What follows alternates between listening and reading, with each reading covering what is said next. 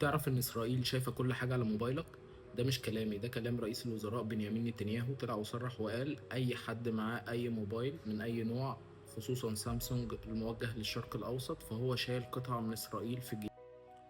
البرنامج ده معمول من خلال شركة إسرائيلية اسمها ايرون سورس، ودي شركة معروفة جدا وليها سابقة كبيرة جدا في برامج التجسس، وهي البرامج اللي بتثبت على موبايلك بشكل غصب عنك. الموضوع مش بسيط. البرنامج ده بينزل برامج عندك على الموبايل غصب عنك من غير ما ياخد إذنك، وكمان بيحاول يجمع كل بياناتك الشخصية من على موبايلك.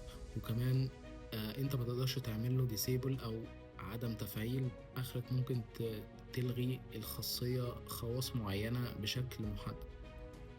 في مواقع كتير عربية وأجنبية اتكلمت عن الموضوع ده، زي موقع عربي بوست، وده بيحول القضية من مشكلة خصوصية لمشكلة أمن قومي كبيرة جدا. المطلوب دلوقتي من الحكومات العربية زي مصر تطلب من الجهات المصنعة لسامسونج إن هي توقف استخدام البرنامج ده، لأن ده بينتهك الخصوصية بتاعتنا كلنا، زي ما حصل في أمريكا بموضوع التيك توك. شكرا جدا.